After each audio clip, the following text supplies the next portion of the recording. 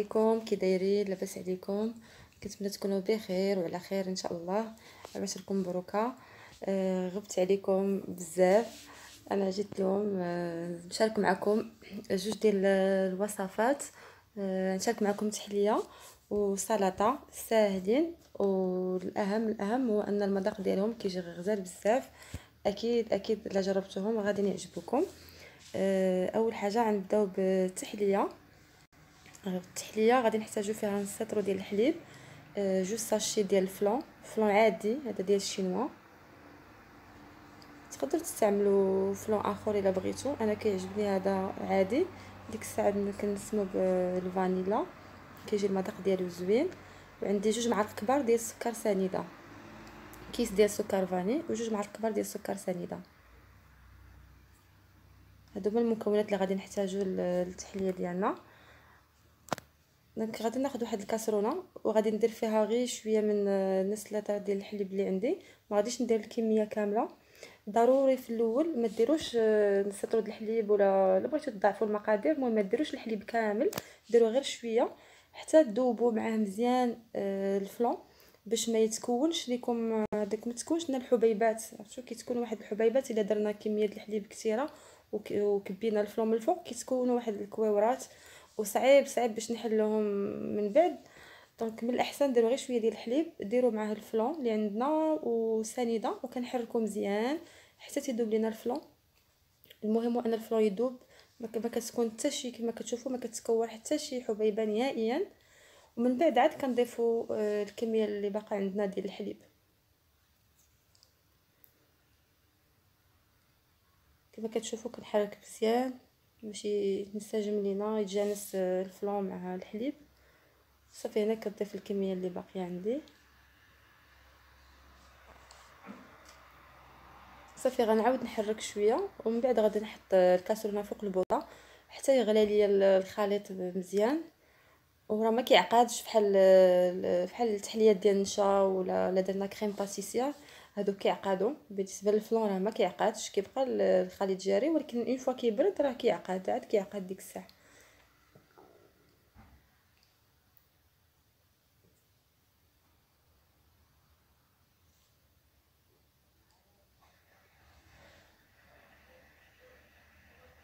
صافي هنا كيف ما كتشوفوا بعد ما غلى ليا الخليط ديالي فوق العافيه، صافي كنحيدو من فوق النار، كنخليه يبرد شويه وصافي. وكناخذ واحد كناخذ كويسات ولا زليفات اللي بغيتو، صافي وكنوزعوا فيه الخليط ديالنا.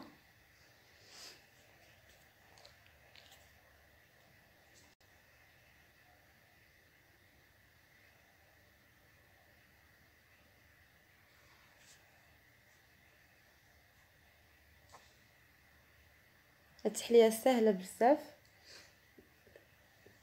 ما فيهاش مكونات بزاف وكتجي لذيذه.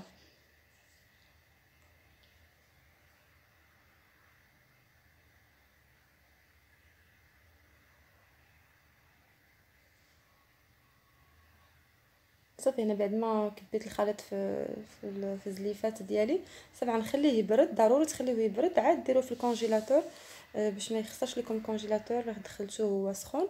انا غنخليه مده ديال ساعه تقريبا، خدا لي ساعه. صافي كيشد راسو مزيان وكيبرد، وديك الساعه نخرجوه باش نزينو.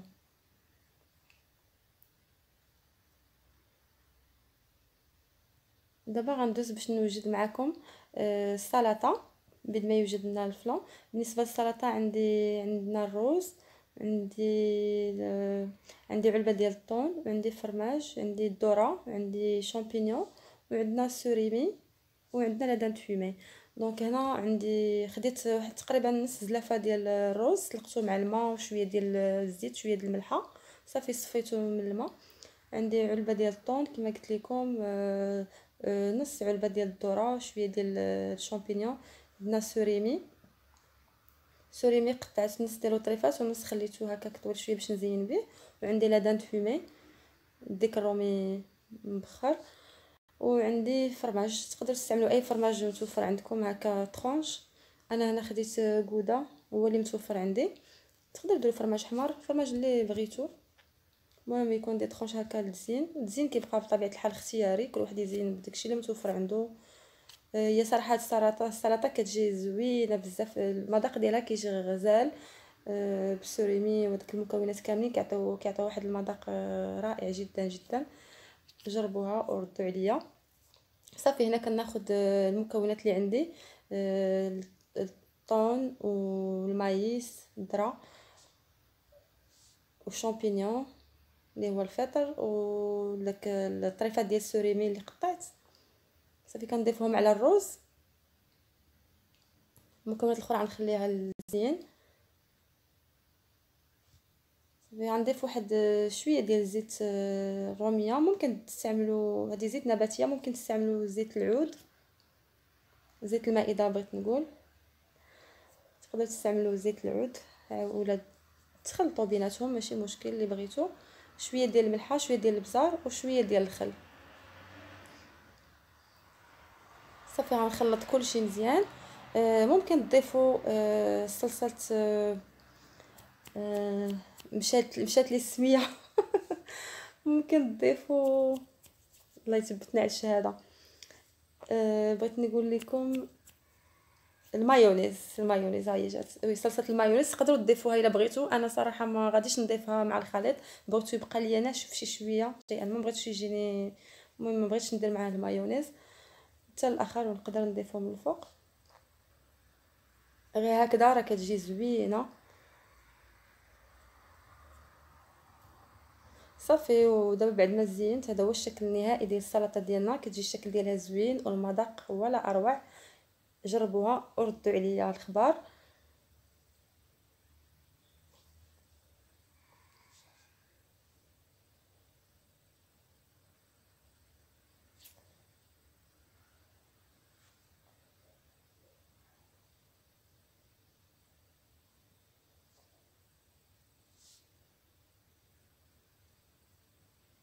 صافي دابا غندوزو باش نزينو الفلون ديالنا بعد ما عقد لي الفلون في الكونجيلاتور كما قلت لكم، خدا لي مده ديال ساعه تقريبا.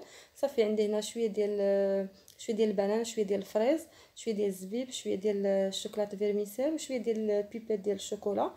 كما قلت لكم التزيين اختياري بيان سور، داكشي اللي عندكم اللي متوفر عندكم زينوا به. تقدروا تكتفيو غير بهذاك غير بالمكسرات، ولا عندكم فلون كراميل تضيفوه من الفوق. واخا هو صراحه لي فخوي كيعطيو واحد المذاق مختلف زعما على غير الشوكولا بوحدو ولا الزينه بالكراميل بوحديتو، كيعطيو واحد المذاق زوين بزاف. سورتو الفريز مع الشوكولا والمذاق ديال الفلون فاني كيجي غير رائع بزاف. صافي هنا كنستف الفواكه ديالي ومن بعد غنضيف ليها المكونات الاخرى.